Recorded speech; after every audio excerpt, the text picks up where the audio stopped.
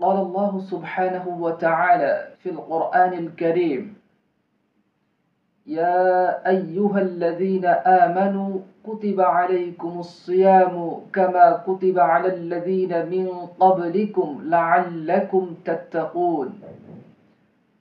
عن أبي هريرة رضي الله عنه قال: قال رسول الله صلى الله عليه وسلم: من صام رمضان إيمانا واحتسابا غفر له ما تقدم من ذنبه।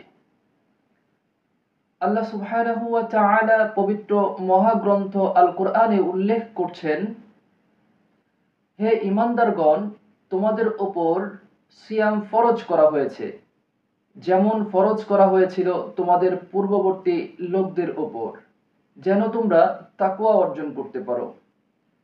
হযরত আবু হুরায়রা রাদিয়াল্লাহু আনহু হতে বর্ণিত, তিনি বলেন, রাসূল সাল্লাল্লাহু আলাইহি ওয়াসাল্লাম ইরশাদ করছেন, যে ব্যক্তি পুণ্যের আশায় রমাদানের সিয়াম পালন করে তার পূর্বের সকল গুনাহ ক্ষমা করে দেয়া হয়।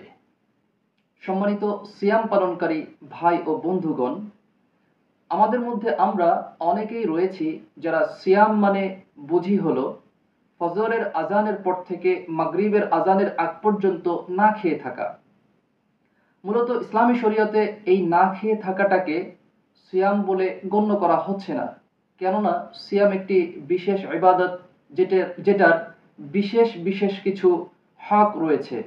উল্লেখযোগ্য হকগুলোর মধ্যে সিয়াম পালনকারী বেশি বেশি কোরআন তেলাওয়াত করবে, নির্ধারিত সময়ে সালাত আদায় করবে, আল্লাহর জিকির করবে, মিথ্যা কথা বর্জন করবে এবং বেপরদা অবস্থায় চলাফেরা করবে না।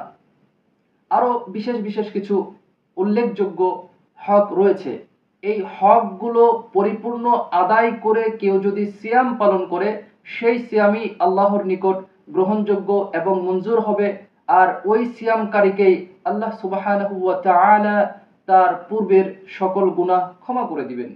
সুতরাং আমাদের মধ্যে যে একটি ভুল ধারণা রয়েছে, না খেয়ে থাকলেই আল্লাহ সুবহানাহু ওয়া তাআলা সিয়াম কবুল করবেন এবং সেই সিয়ামের কারণে পূর্বের গুনাহ ক্ষমা হয়ে যাবে, এই ধারণা থেকে আমাদেরকে বের হয়ে এসে সিয়ামের যে নির্দিষ্ট বিশেষ বিশেষ হক রয়েছে, সেই হকগুলো পরিপূর্ণ আদায় করে সিয়াম পালন করেই আল্লাহর নিকট পানাহ চাইতে হবে, ক্ষমা চাইতে হবে, তবেই আল্লাহ সুবহানাহু ওয়া তাআলা আমাদেরকে ক্ষমা করবেন ইনশাআল্লাহ।